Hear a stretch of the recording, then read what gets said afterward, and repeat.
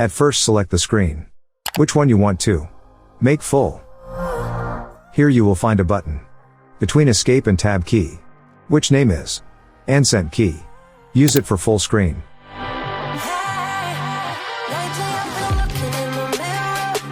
And normal screen also.